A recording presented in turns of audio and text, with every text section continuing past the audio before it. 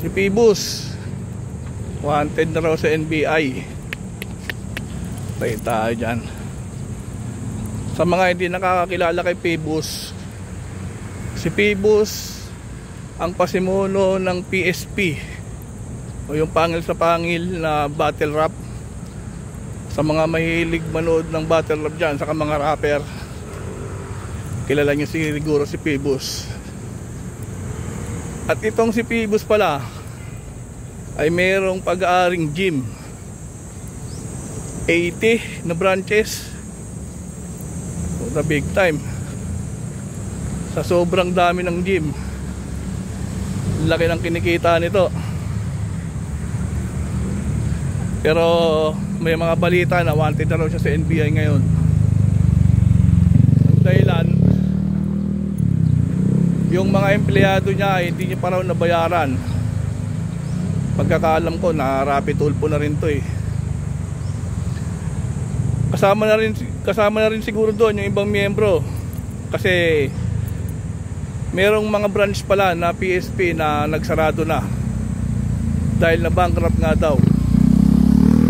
At yung mga bagong nagpa-member at nag-renew ng mga membership nila, ayun, hindi na nila magamit kasi nga nagsarado nga. Kaya siguro hindi rin tumagal yung pangil sa pangil dahil sa nangyari. At ang dahilan, nawaldas yung pera at pondo ng gym. At ang ginawa daw ni Phoebus, isinugal. Nanggaling kay Makagago yung balita na to. At alam nyo ba kung magkano yung sinugal at pinatalo niya sa sugal? 91 million lang naman. Ang bira. Di ko ma-imagine kung gaano karami yung 91 million na yun, dahil di pa ako nakakahawak talaga nun. Ang laking pera nun, pinatalo niya sa sugal. Kaya ngayon nagkaisa yung mga empleyado sa kamiyembro ng gym niya at humingi na ng tulong sa NBI. Ngayon siguro hintayin na lang natin kung kailan siya dadamputin. Ayan, kasi sana magsilbing aral to sa mga mahilig mag-scatter dyan.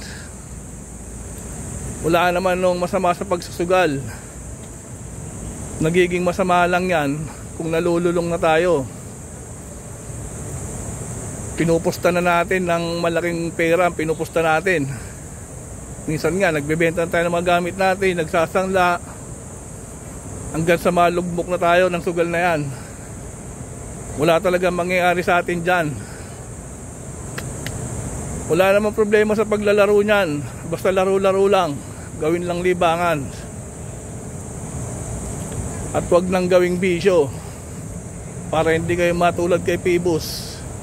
Ayan, sa inyo pupulutin ngayon yung 91 million. At sigurado, pag lumabas yung warrant of arrest nito, aarestuhin na to ng NBI. Abangan natin yung balita niya kung anong mangyayari dyan. 91 million, sa inyo pupulutin yon.